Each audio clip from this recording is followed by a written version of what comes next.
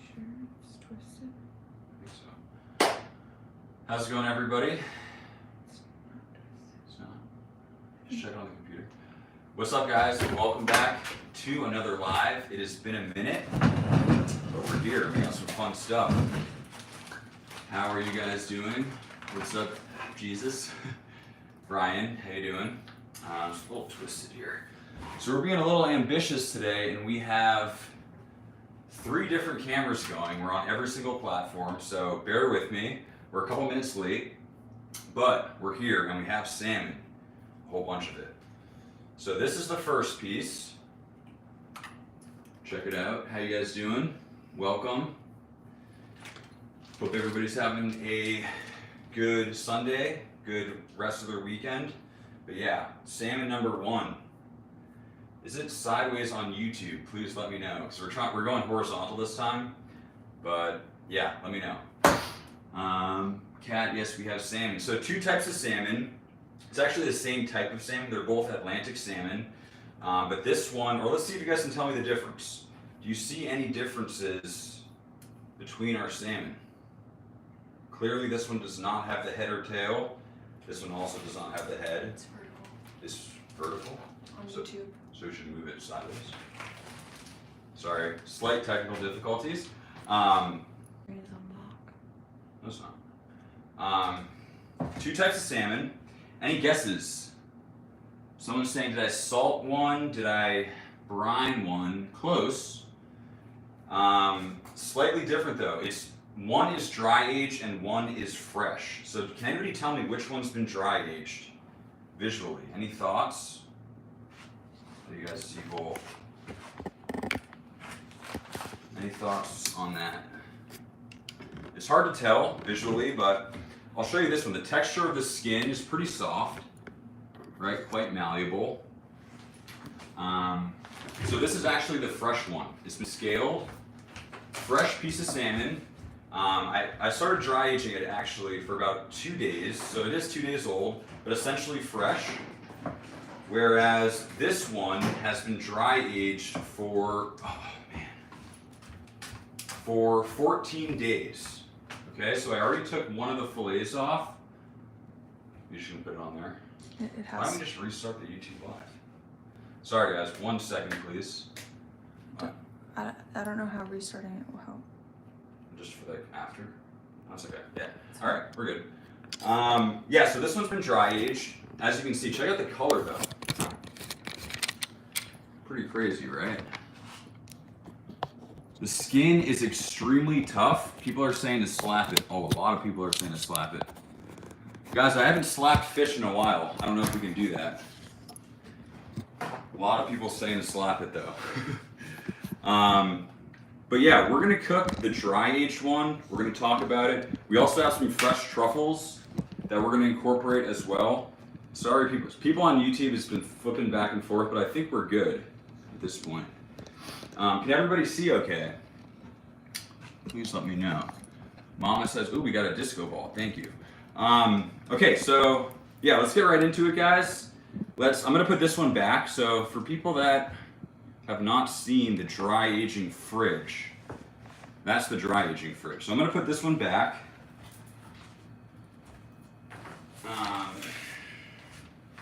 We're gonna dry age this one for probably 2 weeks as well.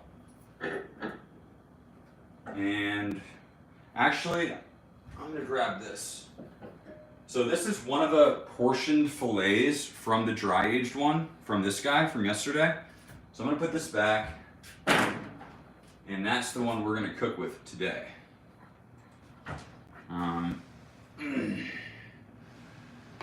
Okay, so this is a piece of dry aged salmon, guys. Pretty cool, right? You can see it's a little bit darker than a fresh counter. A lot of people are saying to slap it. I'll give it a little love tap, okay? Oh, thank you, Dark Overlord. How much is the dry agers? You can check, so the brand is called Dry Ager. I have a link to them in my bio if you want to learn more about them. But this is the dry aged salmon. Again, a little bit darker, a little bit more firm. That's another thing that you'll notice. And the skin is really tough. It is extremely hard. So yeah, let's just get right into it and cook it. So this is a process that I use for pretty much any type of salmon if I'm cooking it indoors. Thank you, Sheldon. Someone's saying slap it harder. I don't know if we can slap it. I feel like we gave it a nice little love tap. It's a good starting point. We'll see what happens. We still have like 45 minutes on the stream. Okay, so I'm just gonna portion this about like so. And here's the thing about dry aged salmon, which I mentioned. The skin is extremely tough. Oh, so this is a sharp knife, but usually it's quite hard to cut through the skin. There it is. Pretty nice, right? So this is what we're gonna cook. I'm gonna put this back. And again, even though this is dry aged, this is a process that I use for any type of pan seared salmon. So if you want a really crispy skin, really juicy inside, pay attention because this is what I use. And it seems to work pretty well. So the first thing we're gonna do is season it. So we're just gonna hit it with some salt. We got the cool Osmo salt grinder. The salt goes on both sides, okay?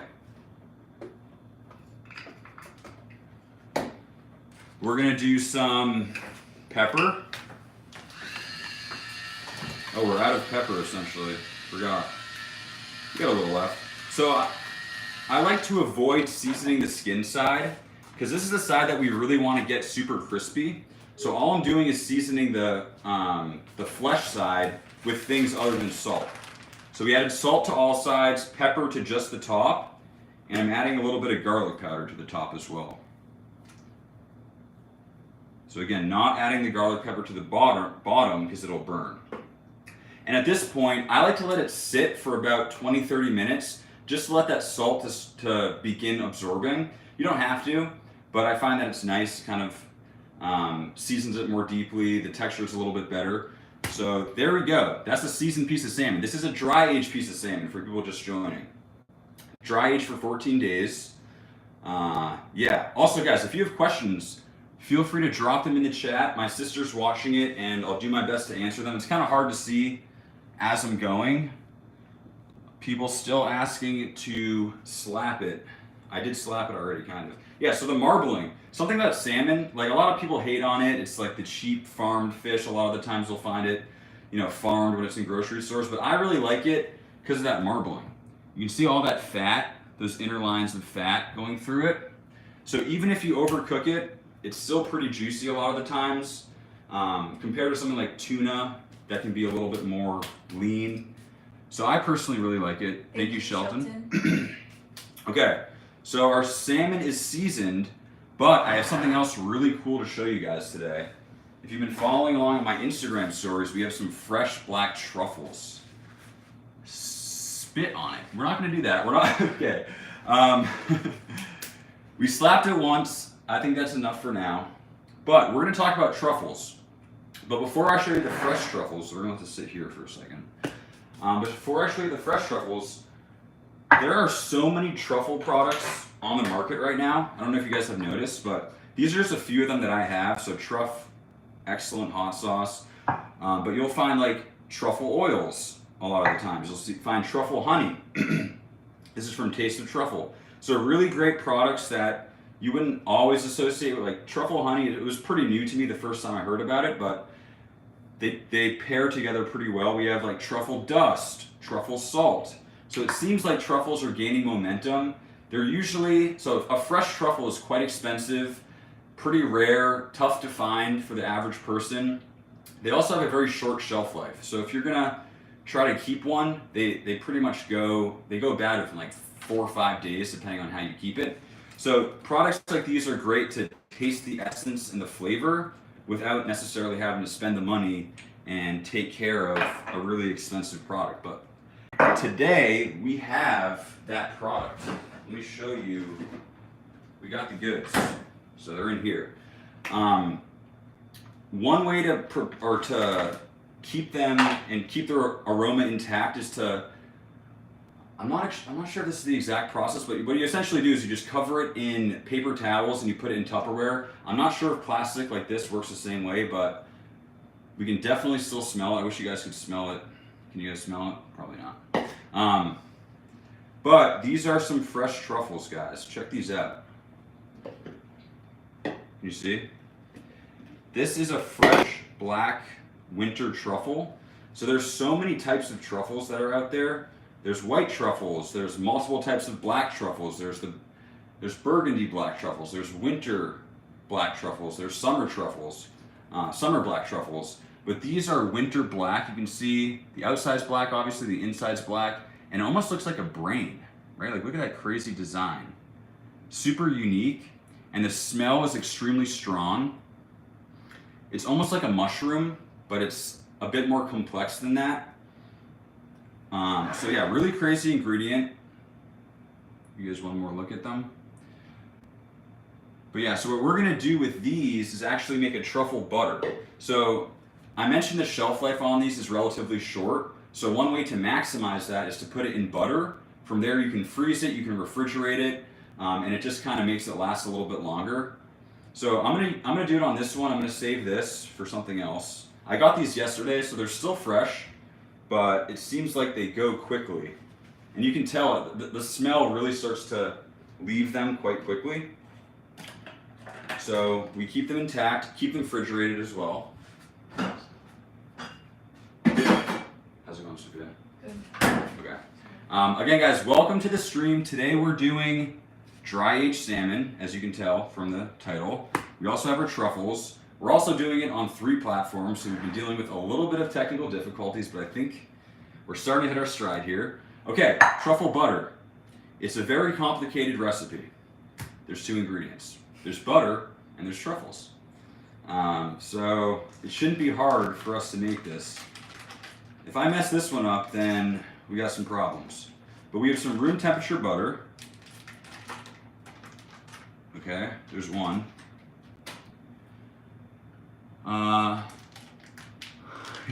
Is truffle a fungus?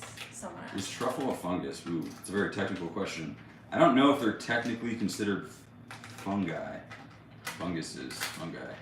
I don't know, Sophia, can you hit me with the Google? Does anybody know specifically what a truffle is labeled as? In the fungi kingdom. In the fungi kingdom. So apparently there's a kingdom. Oh, wow. Sophia, do you know where the great, one second, guys. I've closed off access. Oh, shoot. To the left, all the way to the left. In here? Okay, got it. Whew. A little bit of a struggle today, guys. TikTok fell down for a second, but we're back. Okay. So, we have our microplane. Okay. Microplane. So typically when you're gonna see truffles presented, they usually come like finely, not shred, but like fine slices. So this is a little bit different. Since we're making butter, we want to really incorporate it, so we're not going to slice it, we're actually going to microplane it. And let's just go right for it. So the smell is like, it gets a lot more intense when you open it up. But check this out. I really like the texture as it comes out. Let me show you guys. So it's super fluffy, as you can see. It's the most unique smell in the world. So if you haven't tried truffles, I would recommend starting by buying truffle oil, maybe truffle salt. With that, you're at least going to understand the flavor profile. It's not going to be quite the same, but at least you can start to understand it. Obviously, you can also try truff, hot sauce version. It's a deer. Is this the first time doing a live stream? No, I've done a bunch of live streams. This is my first time doing a multi-channel live stream. So I'm literally looking at 3 of myself right now, which is pretty funny. But we've done a few live streams, and it's been a couple of weeks since we've done one, but we back. Okay, so time to see if we can make this correctly. We're just gonna mix our truffle into our butter. So again, this is going to help preserve it, and from what I understand, cooking truffle into like fattier like fat-soluble foods brings out the flavor. Also, a little bit of heat will bring it out. So you see people shave the truffles over like a warm pasta, or I made risotto the other day. And once it hits the heat, you don't want to like cook it down too much, but once it hits the heat, the aroma comes out nicely. Thank you to Michael. I don't know if you said. Thank you to Michael. I don't know if I saw that, but He said thanks for sharing your knowledge with us and not wasting our time. This is very high quality content. I appreciate it, Michael. Yeah, guys, if you have specific questions, it's kind of tough to see all of them right now. Feel free to DM me on Instagram, and I'll do my best to get back to you ASAP. Okay, so this is truffle butter. Now we could add more truffle, we could have added less, we could have added garlic, we could have added pepper, all sorts of stuff in theory you can add. Compound butter is obviously super forgiving, but we're keeping it simple, and I'm actually going to use this as part of the salmon cooking process. So usually I wouldn't use too much butter, my general process, but today we're gonna, since we have the fresh truffle with us, we're gonna experiment a little bit and see what happens. So there's that. Truffle. I got this from Taste of Truffle, by the way, guys, on Instagram, if you're interested. Okay, I'm going to save the rest of this. And we're going to start cooking the salmon. So again, people, this is a dry-aged piece of salmon, 14 days. Now, you might be wondering, why would we dry-age salmon? Right? You see people, it's pretty common to dry-age beef. A lot of proteins are dry, like red meats dry aged, but fish is not as common. So far I've done tuna, I've done black sea bass, I've done striper. This is my 4th type of fish, so salmon's the 4th one. And so far the changes, and it kind of depends on the fish, depending on if it's like a white fish or, tuna is obviously very different than a black sea bass. But the main changes have been the texture, so it gets a little bit more firm, almost like steak-like. The skin, since it gets really dry, it's the perfect texture to crisp up, so it gets really crispy. And then also the flavor, depending on the fish, the flavor gets more concentrated in a good way. So we limited this to 14 days dry age, not super long. You see, like beef, we've done 60 days, and we've gone a little bit longer. Fish is a little bit more delicate, so we don't need to go too long. And yeah, so can anybody guess how much weight our salmon lost after 14 days? Any thoughts? So do you mind helping me grab the cooker? So we're gonna preheat our pan, but any guesses of how much? See, the people are saying there's a lot of spamming on YouTube. I know, I'm trying. Okay. All right, yeah, no worries. Yeah. So any guesses, guys, on how much weight? 3.4 ounces. So as a percent, so that's how I gauged it. As a percent. So for reference, beef, it depends on how long you do it, but it's anywhere from like 10 to 20%, I would say.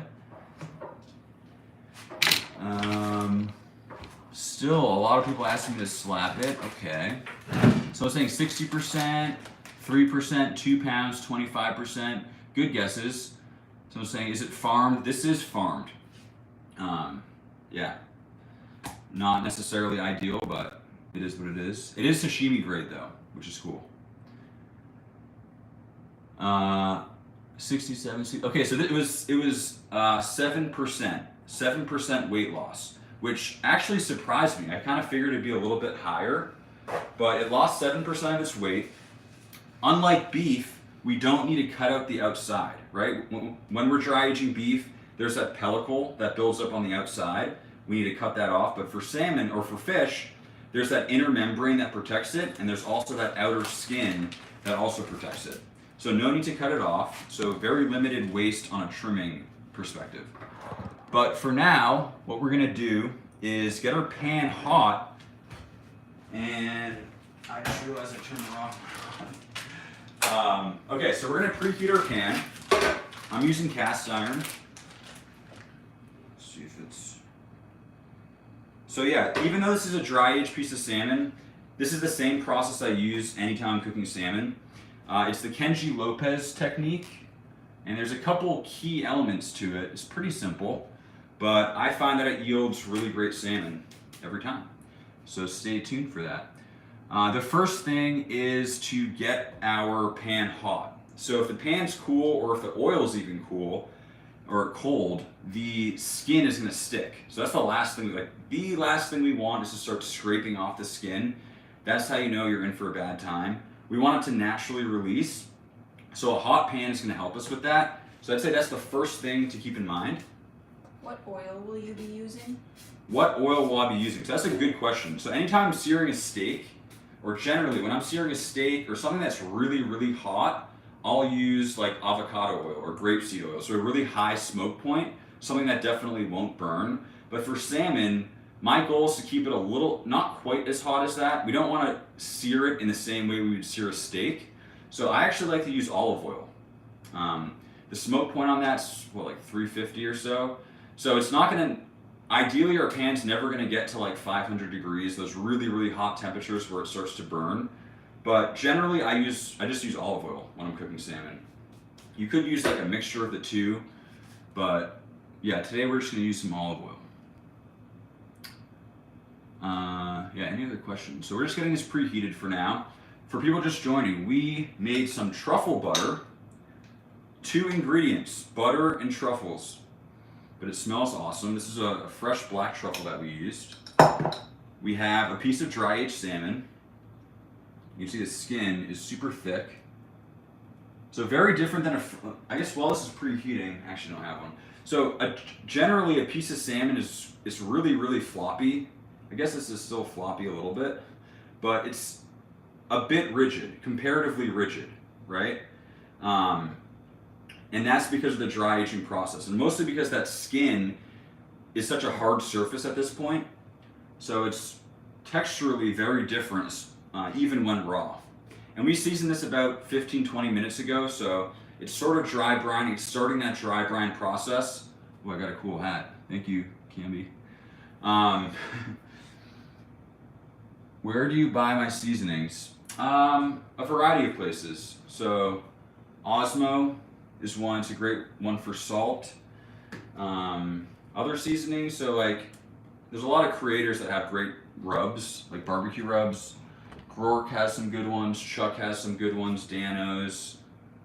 Honestly, a whole, like my spice, I can't show you guys because there's so many cameras, but my spice cabinet is, we're locked and loaded. We have a lot of spices.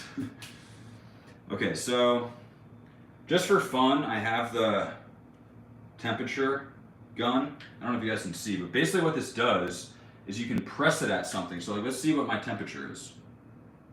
What's my neck? What is it, Sophia? Can you read it? 930. I'm 930 degrees. I'm hot. I gotta be 93. Oh, 93. All right, I'm 93. Sorry, I couldn't see the dot. I couldn't potentially close to dying here. Okay, so you pointed at something and it tells you how hot it is. So like the salmon's gonna be a little bit cooler. Don't ask me how it works. That's above my pay grade, but you can just like tell the temperature. So does it say 20 or 58? So kind of interesting, right? So not necessary, but I like to just have an idea of where the pan's at. We don't want it to be screaming hot like we would with a steak, but we do want it medium high. So like 350, 400 should be pretty good. Doesn't need to be perfect. How do I have that? You can just buy them. It's like $30. Yeah, these things are cool, right? Yeah. So 350, like roughly there, should be good. So again, we season the salmon. That's the first step. Preheating the pan. I'm also going to preheat the oil a little bit. Again, we don't want the oil or the pan to be cold. So maybe like a tablespoon of oil. Someone asked, do you descale the salmon before dry aging? So someone asked, do you descale the salmon before dry aging? That's a really good question. So this salmon came pre-scaled, which I wasn't too happy about. Not the end of the world, because we would have descaled it ourselves, but in a more specific way. So typically when you scale a salmon, you just kind of run your knife, or you have like a little scraper, and the scales just fall off. But you're left with a really thick piece of skin. But what I learned when I was dry aging the tuna, there's a special technique in which you basically cut the skin in half. So you remove the scales with a knife, but you also remove like half the skin. I forget the name of the technique. But what it does is it makes it so the skin is a little bit less thick. It takes the scales off, but it also makes the skin a little bit less thick. So that would have been the better way to do it. Not a problem that it was just more traditionally scaled, but yeah. So to answer the question, we do want it scaled. It helps the moisture come out, and it allows us to crisp it up. Suki biki? Oh, suki biki. That's the method. That's the technique. Okay, so our pan's pretty hot. It's like just starting to smoke. We don't want it to really be smoking, but it should be hot enough. Let me just get an idea. About 380, 400. Oh.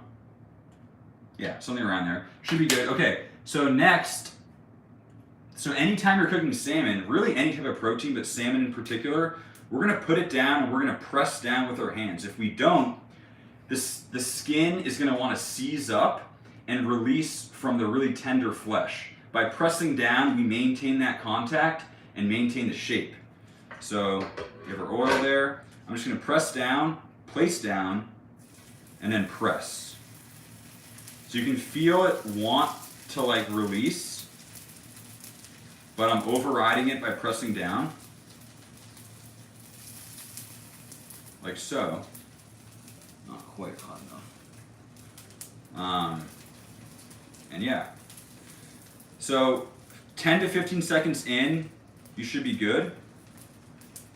And it's not gonna wanna like release as much. But I will say, as I'm cooking, it starts to bubble, weird stuff starts to happen at the bottom. So I just like to press down every once in a while just to get that contact maintained again. And we're gonna let it cook skin side down for like 90% of the cooking process. So let me show you something about salmon. I got a lot of salmon in my dry dish right now to use as examples. But, so here's the thing about salmon. There's that thick layer of fat, right, that we all understand, we've talked about that. But there's also a layer of fat between the skin and the flesh. So there's two things we want to do. We want to get the skin crispy, but what a lot of people don't think about is we also want to render that layer of fat. So that takes a relatively slow cooking. If we just hit it super, super hot, maybe we'll get a nice skin, probably a burned skin, but that layer of fat won't have time to render. So what we want to do is not cook it slowly. It's still medium, high heat, but cook it mostly on that side, right, on the skin side. The other thing that salmon does is, so because there's that layer of fat, that fat protects the fish from the cold, right? So it's swimming around, it has its skin, and has that fat protecting it. So that insulates and protects this. It does the same thing when you're cooking it. So right now, this salmon's being exposed to really hot heat from below, but because there's that fat and that skin there, it's not too aggressively cooking the fish from the bottom, right? So we don't need to necessarily worry about like overcooking it, even though we're cooking it mostly from the bottom. Let me know if that makes sense.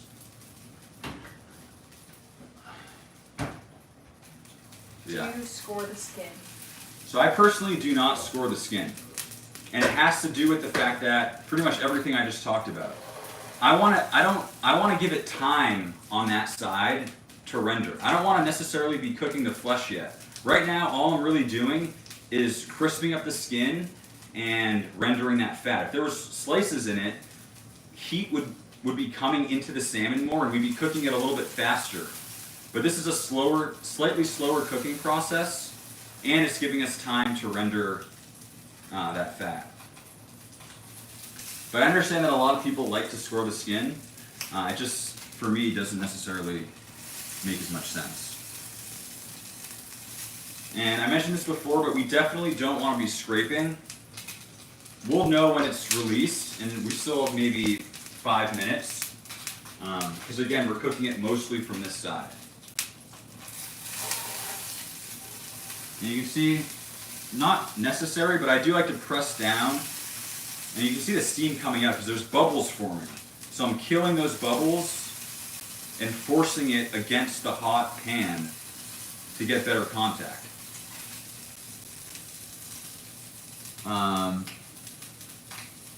Your name's Max too. Nice, great name. And then sometimes I like to just roll the heat or the oil around. I'm not checking on it. I'm not, you know, it's tempting to like flip it and see how it's doing, but I guarantee if I flip it right now, it'll stick to the pan, and we'll be doing what we definitely don't want to be doing. Oh, we also have the truffle. I almost forgot. So I'm not going to add the butter yet, but I am going to add the butter before we flip it. Farm salmon's pretty horrible. You can tell if it's farmed by the color. Yeah, so farm salmon's a lot more accessible for a lot of people, including me. But I agree, it's not always the best. Getting a little smoky in here.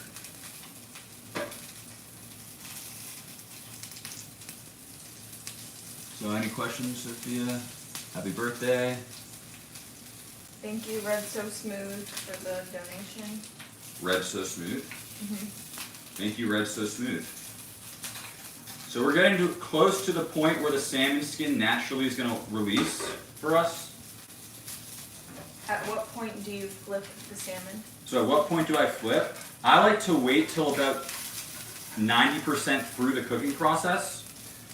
So not until the point in which we're close to like 100 degrees Fahrenheit.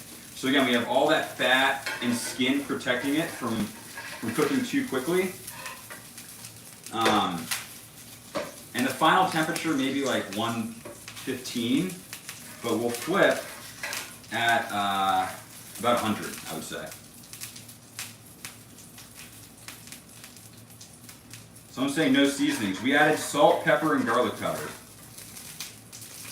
And you can see how, I guess this side's a little easier to see, but it's starting to cook. You can see how it's like from the bottom up, slowly getting there, slowly getting there. Not quite there yet though. Why do you put skin side down? Why do I put skin side down? Mm-hmm. So the purpose of skin side down is to render that fat and to crisp the skin. And it also protects the meat from overcooking. So yeah. So we have the truffle butter that I mentioned, and I think I'm going to add it, actually. Usually I just straight up cook it like this and flip, but since we have the butter, I feel like this might be a good time to use it. Trying to think. Let's see where we're at temperature-wise.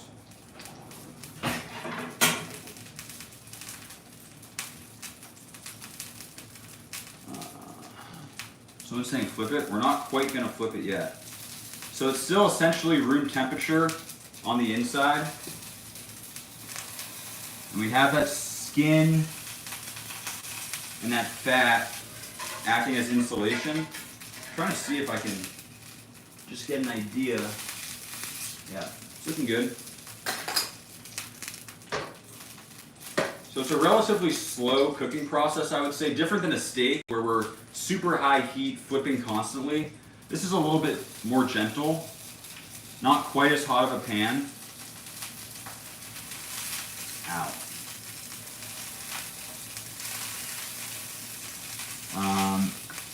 Do you descale before or after dry aging? So you descale before. And that's going to allow the moisture to come out. And also, once it's dry aged, the skin gets extremely tough, especially if there's scales on there. It all just really hardens. So you want to descale it before, but the skin is still on. So someone's saying, what's the advantage of using an individual heater over the stove? There's no advantage. Actually, it's a lot more difficult to control the heat, but for a video, it makes it a little bit more convenient. And you say thank you to James. I don't know if he's in there, but... Oh, yeah, so this heater actually came from James. I'm not sure if he's watching, but he noticed that I was struggling with my old heater, and he got me a new one, which was really nice of him. Lisa's on the YouTube live. She said, what's the easiest method to descale salmon? Easiest method to descale salmon. I just use a knife. So one of the questions was easiest way to descale a salmon. I'm no master at it, but I just use a knife and go across. So like from tail to front. It was and from it just Lisa. What? It was from Lisa. Oh, from Lisa. Hey, Lisa. Yeah, so to descale, starting from the tail, going to the head, and just scraping with a knife. So essentially like this. Just like that. And just they fly off. But scaling is, it gets very messy, I will say. So we're just cooking our salmon, letting the oil kind of go through. See how hot our pan is.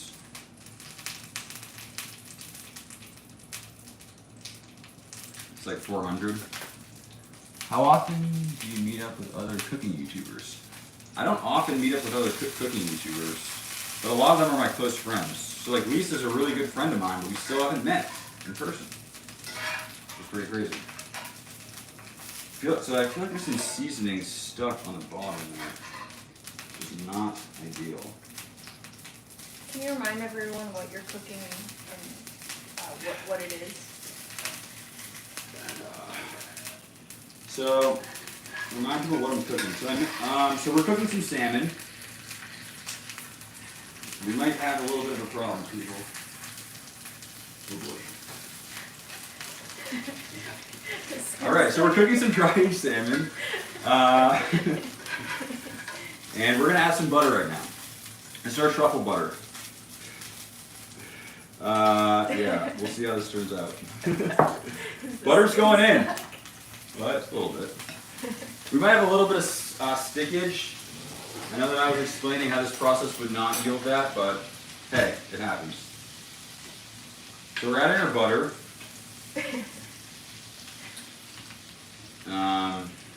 Yeah. I'm actually just going to baste this as I would sort of like a steak. Never done this before to salmon, but yeah, we're doing it. Is that truffle butter homemade? This is homemade truffle butter. Let's see. Yeah, we'll see how this turns out, guys. Usually I would not do this, the butter element, but I can also tell that it's sticking a little more than usual. I'm not sure if it's because it's dry aged or if there's seasonings at the bottom or what, but yeah, we'll see. Okay, so let's check the temperature of our salmon. It's still really low, so we're at like 76 degrees, so it definitely needs more time, but it's starting to smell a lot better with all that butter in there. And yeah, we're just going to continue, see what happens. Is that salted or unsalted? So this, let me check. This was, what is this? Doesn't say on here. Is that salted? We have both in the What? fridge. We have both in the fridge. I'm not actually sure, but I don't, for compound butter, I don't think it quite matters as much. My one rule of thumb is anytime I'm like buttering bread or something, I'll use salted butter, but people say that salted butter burns a little bit more if you're like butter basting or something.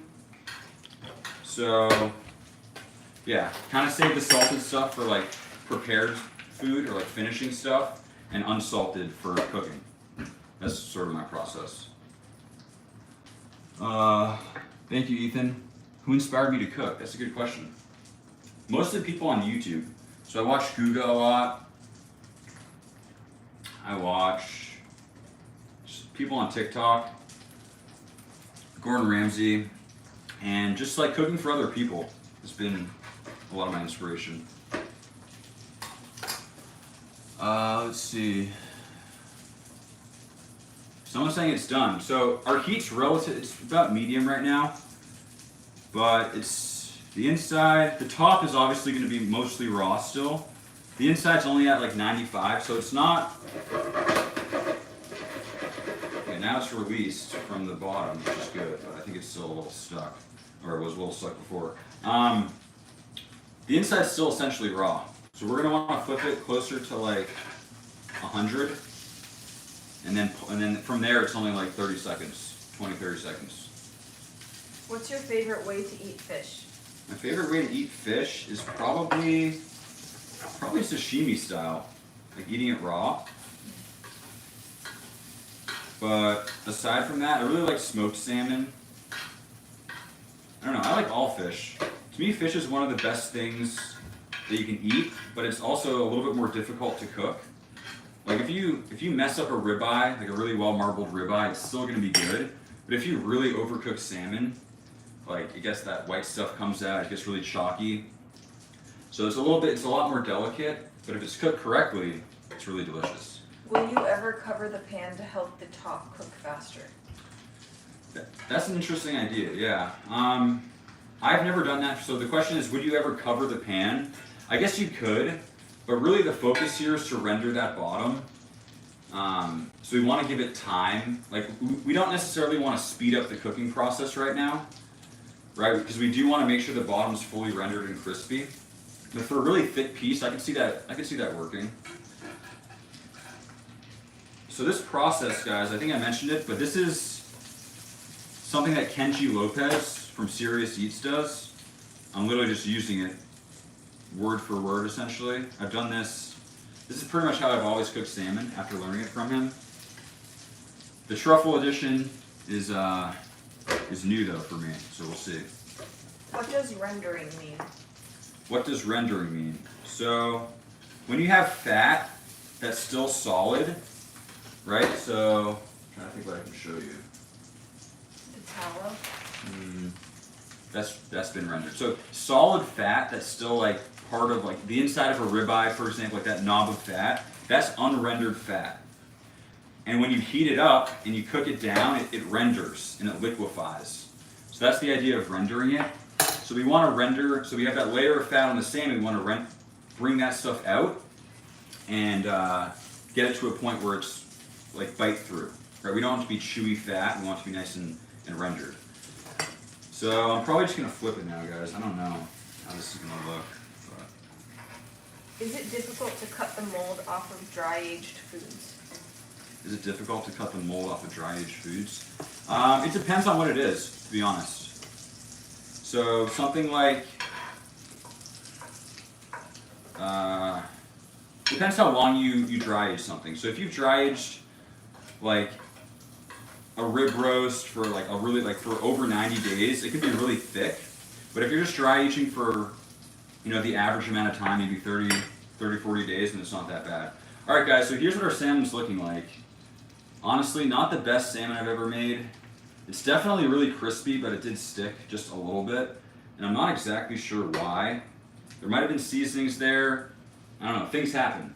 But I'm still pretty happy with it, I would say. And let's just check the internal temperature. The smell is amazing. It's at 110, so I think we're good. It'll continue cooking to probably like 115, 120. So on the rare side, which is sort of what we want. Let's see. But yeah, so anytime I'm cooking salmon, like the 115 to 125 range is usually what I'm shooting for. That'd be pretty rare for a steak, but since fish is a little bit more delicate, it works out. Okay, whew, this has been difficult, but we're here, guys. We cooked the salmon. How are we doing? How you guys doing? Are we still here? Oh, we got a lot of people on TikTok. Wow. Okay. How we doing? Here's our salmon. It's a little bit darker. Some of the skin came off here, which is I'm actually very disappointed in myself about. But let's see how. Let's check the crispiness. It's pretty good. What do you guys think? There's those pieces of truffle all along it, a lot of that butter. It smells really good. We'll see if it tastes good. What do you guys think? James is in the chat. James is really... And he donated again. Oh, really? Supporting here and Insta Salmon looks banging. Glad to see another live, and that cooktop looks awesome. Hey, thank you, James. I appreciate it. James is my ultimate supporter. I really appreciate that, man. And thank you, Ethan, as well. What did he say? What's the most expensive steak I've bought? I'll show you the most expensive steak.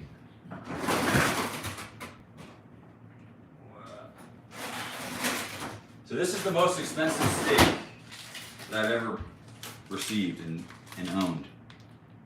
Can anybody tell me what that? I know we're kind of switching gears here for 2 seconds. I guess I'm gonna hide that. You guys know what cut this is, I guess, to start. Just run to the next chat, it would be awesome because my name is Max. Max, dude. I got you. What do you guys think? Can anybody guess?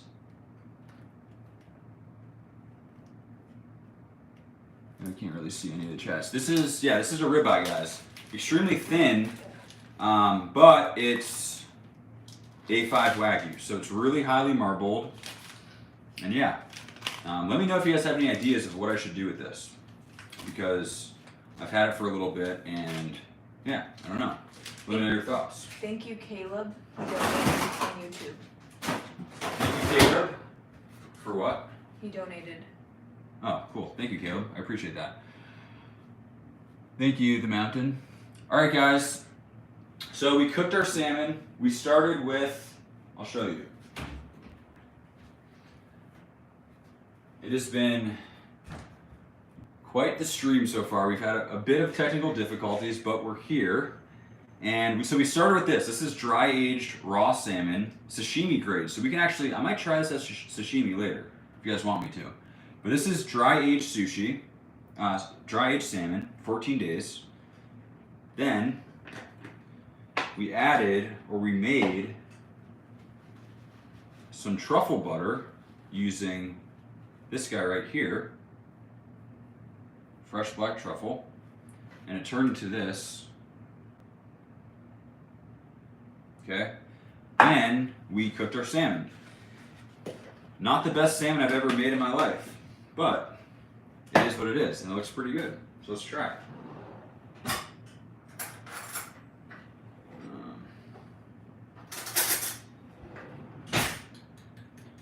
So one concern with dry aging fish is that the skin will get too tough, right? This is really tough skin at this point. So it does require a lot of heat. Whoa, thank you, The Mountain. You gave me like a computer. I appreciate that. The skin, it can be difficult to get it crispy because it's so thick and so dry. But let me just start by taking the skin off, which is pretty much illegal to do, but I just want to show you guys just to see how it actually came out. Let me wash my hands. Let me regroup for 2 seconds, guys. Salmon back in fridge, washing hands. Someone asked how, where do you keep a steak when you're defrosting it? You put it in the fridge, it's on the counter. Yeah. So someone asked, where do I keep a steak when I'm defrosting it? So the best method is always to leave it in the fridge. That's like the safest and it's the slowest way for it to defrost, which is a good thing. But if you're running low on time, just put it in water, as long as it's like vacuum sealed or in like a bag. You really don't want to leave it out at room temperature. Have I done it before? Definitely, but it's just not like the best practice. Okay, so I want to show you guys the skin. I'm also interested to see how it is. So this is it, guys. It's like a chip. So I can tell it's definitely crispy, and I don't believe it'll be chewy. Yeah, so it cracks through really nicely. I'll try just the skin itself, but yeah, guys, this is the dry aged fish skin. Yeah, extremely crispy. It just shatters, which is what you want. If I was flipping it more than I was, or I didn't focus the heat on that side, I imagine that it'd be a little bit too chewy, but it did come out pretty good. Thank you, Bunny. Oh, thank you, Bunny. I appreciate that. So yeah, that part's pretty good. Yeah, so if you want to try the skin. Sure. Have you ever burnt a steak? Have I ever burnt a steak? I've actually only perfectly cooked every steak I've ever made. No, I've messed up tons of steaks. I've messed up tons of salmon too. Yeah, I've definitely, the only way to improve is to mess up. And I'm certainly not a master yet, and I mess up all the time, so it's just part of the game. All right, so sister reveal. I usually give a countdown, but she's here. Sorry for the spam on YouTube. I'm trying to delete it. It's all good. Might be a little bit too crispy, but that's the skin. Ooh. I know that no matter what, she's gonna say it tastes good anyway. It's so That's the good. problem. It's actually really good. All right. If it was bad, would you tell me though? I would tell you. Promise? I will. I would. Okay. So now we'll try the salmon. It flakes pretty nicely. It doesn't have. It's not a super rare interior, but I kind of like that. I don't know if you guys can. Looks good. Try to give you guys a. So you can see it's pretty. It's really whited out there, but it's pretty juicy on the inside still. I don't know if you guys are able to see it, but it looks pretty good. Awesome. I'll grab you a fork.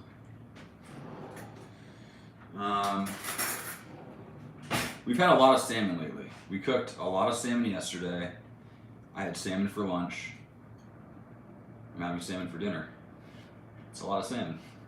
All right, you want to go for it? Cheers.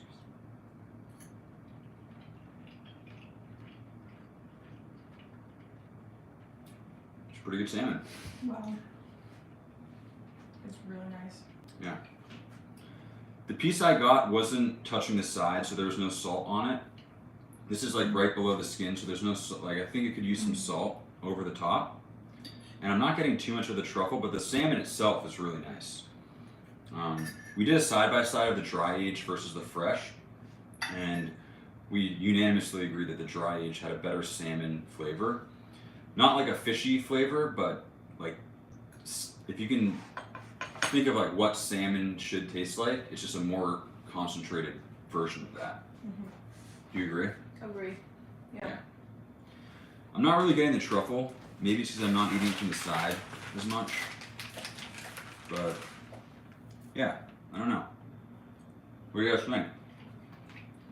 Say, thank you, James. That crunch though, he donated $20. No way. Oh, thank you, James. Hey, James.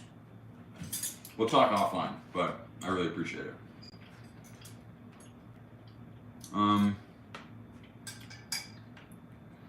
Someone's saying she's my daughter. She's my sister.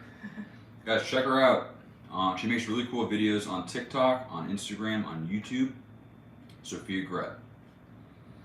I usually tag her in my videos if you guys are interested. Thank you, Colleen. Yeah, guys, I feel like that's pretty much it. How long has this been? Pretty much exactly an hour. Let me see. Any other last minute? Hey, Ethan. Hey, I really appreciate that. This is specifically for Ethan. You are a huge supporter. I thank you. And thank you, the mountain. See, any other questions, guys? Can you dry age pork? Can you dry age pork? You can. I have never dry aged pork, but I definitely plan on doing it. Pork is something you wouldn't go as long on, based on my understanding. So you do like, instead of like 60 days, you might do 30 days, something like that. But maybe I'll take this time to show you guys what's in my dry ager. A quick tour. Can anybody guess what the first thing is that I'm going to pull out? Any thoughts? I got some questionable things in the dry ager right now. All right. I don't know if anybody guessed it. We got a bologna. We got a big old bologna. Should you dry age bologna? Definitely not. But it's an experiment that I started a while ago, and I haven't gotten around to finishing the video because zero part of me wants to eat the dry aged bologna. So it's kind of just sitting there. Should I cut a little piece off? Nah, just save it. I gotta save it. All right, we're not gonna cut into it. But yeah, that's the first thing. Someone's saying we should. Have you ever burnt my skin over applewood? I have burnt my skin over applewood. Lois.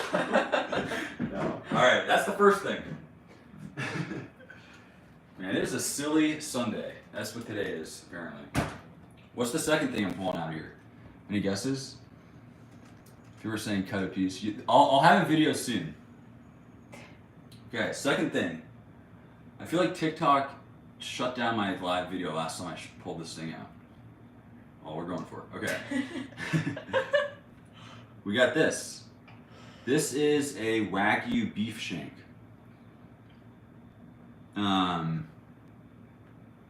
Yeah.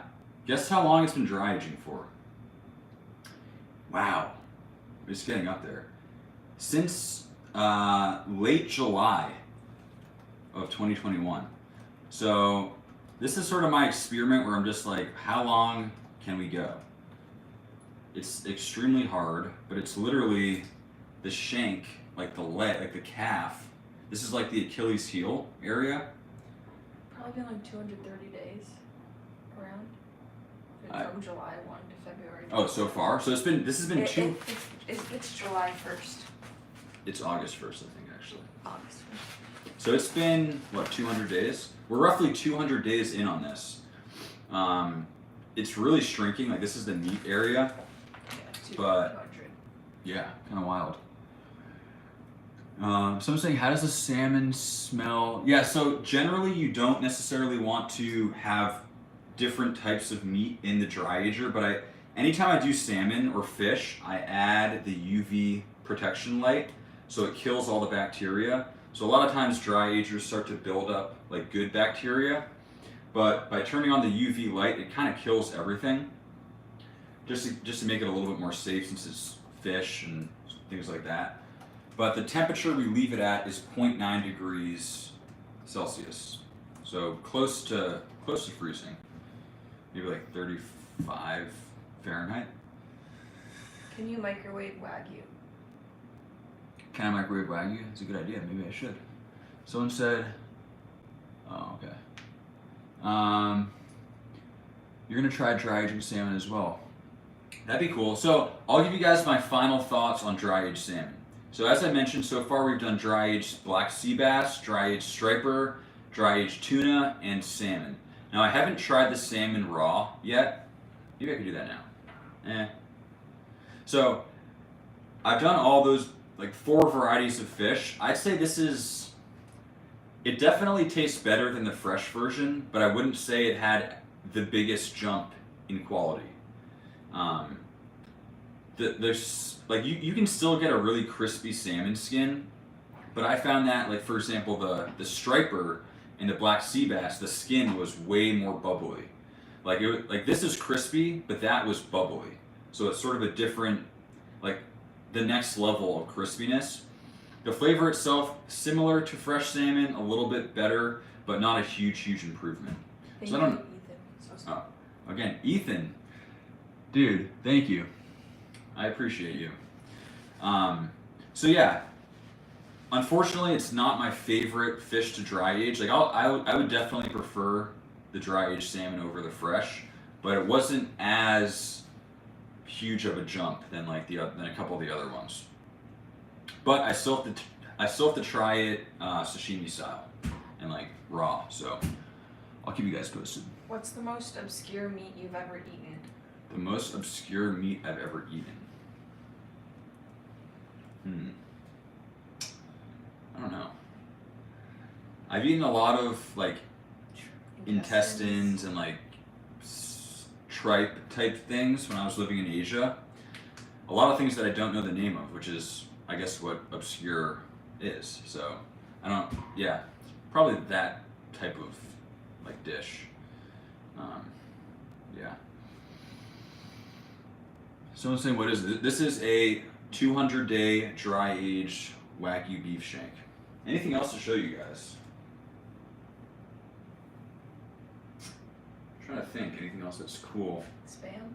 Can you show the spam? The head? The fish head? Got a couple more things that I'll save for future videos, but yeah, that's pretty much it, guys. Thanks for joining. See if there's any last minute questions. Thank you, Seb. Thank you, Sean. Collaborate with the cook named Matt. I want to. We're planning on something. Have I tried cow tongue? Cow tongue, I have. I'm a fan. It's pretty good. Kobe or Wagyu? So Kobe is a type of Wagyu. So everything from Kobe is Wagyu, but not all Wagyu is Kobe. Because Kobe is an area of Japan. It's like a location. So only certain oh, what was that? Only certain cows come from there. Thank you to whoever sent that thing.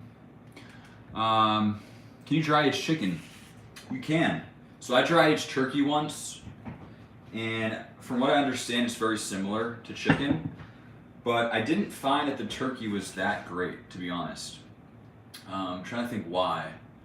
So whenever you're dry aging something, like moisture's being expelled from it.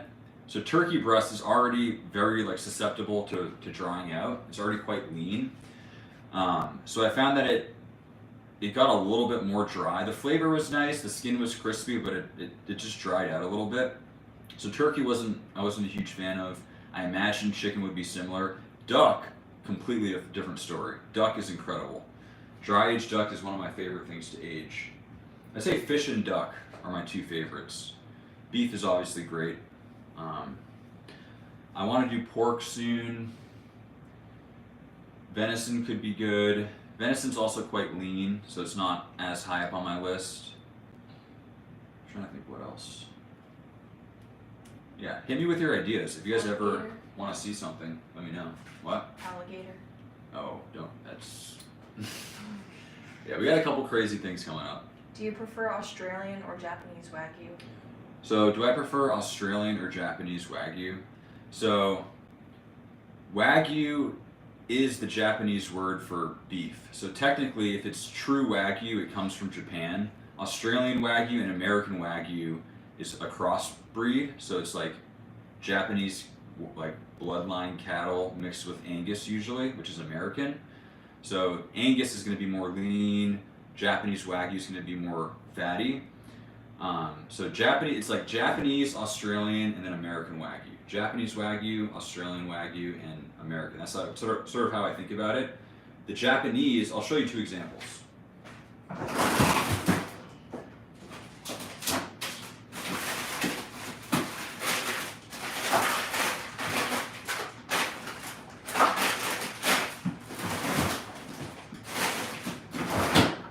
So, this is Japanese, this is Australian, this is American. So unfortunately, I can't cut into this, but we'll just use these two as the example. So Japanese is going to be the highest marbled. As you can see, the Japanese Wagyu is just insane, right? And the marbling is that white stuff on the inside. So to be Japanese Wagyu with a BMS of 12, this is BMS 12, it needs to be, I believe it's 57.5% fat. So over 50% fat, right? And for some people, that's too much, right? It's extremely expensive, it's extremely rich, you can't really eat the whole thing. It is really fun to eat, really fun to cook, but because of all the fat content, it can be a little bit difficult for people to actually enjoy. And when it comes to Japanese Wagyu, like there's different grades within the Japanese scale. So this is 12, which is 12 out of 12 is the highest. You can get something a little bit lower.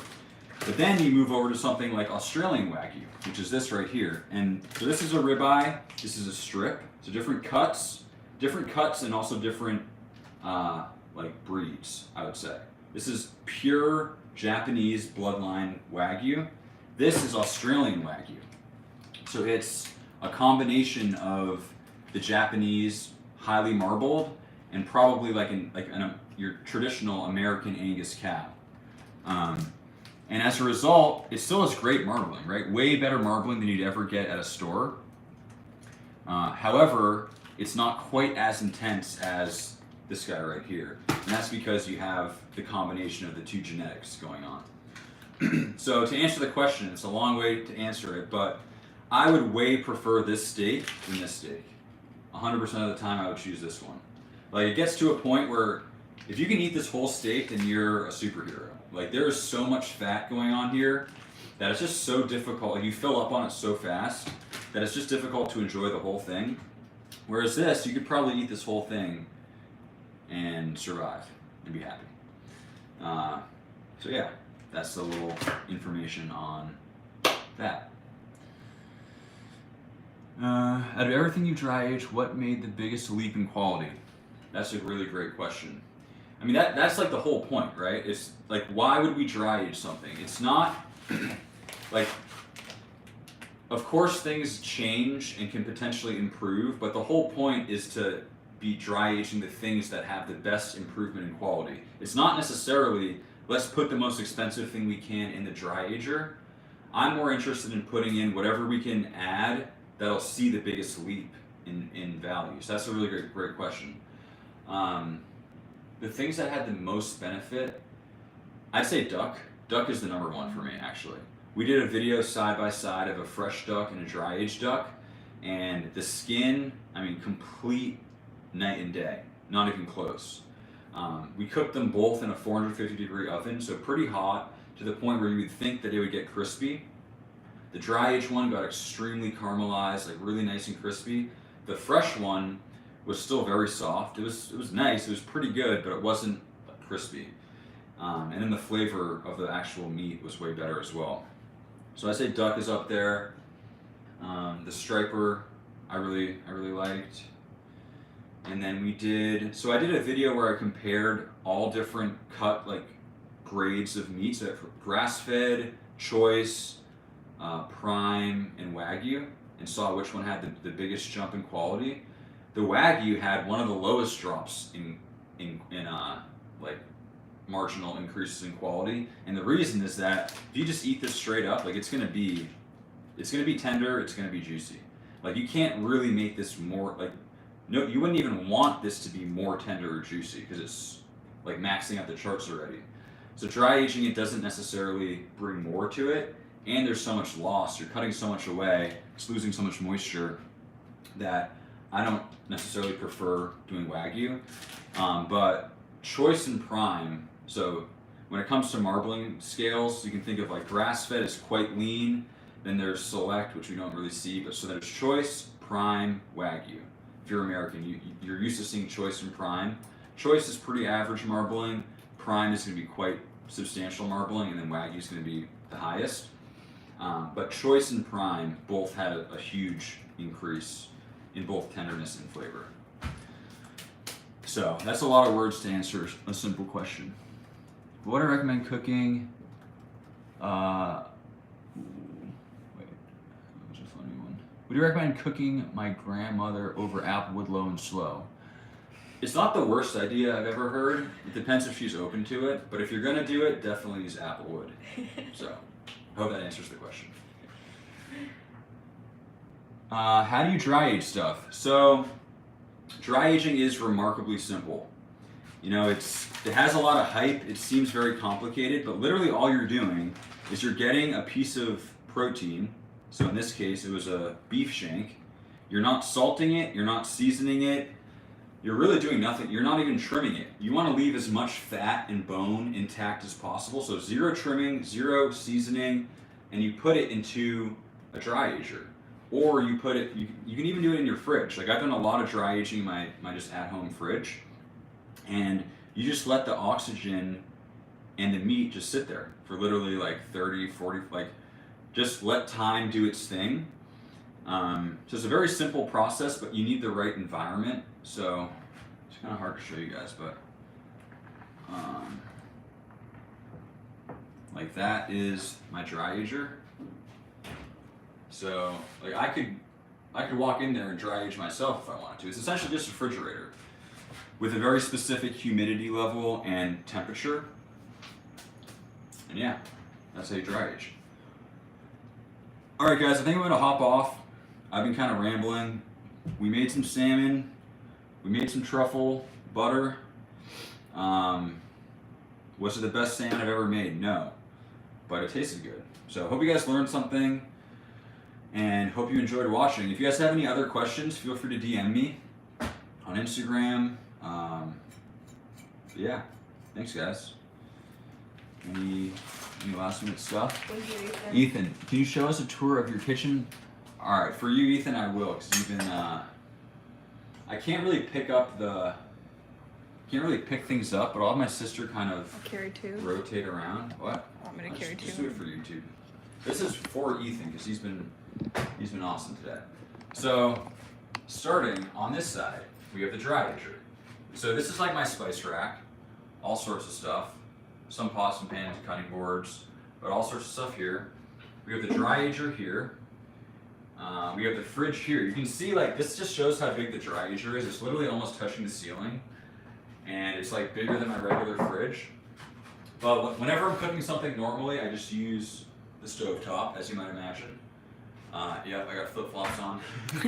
Got an oven, got a dishwasher. I know, crazy stuff you guys are seeing here. We got a sink. Toaster oven.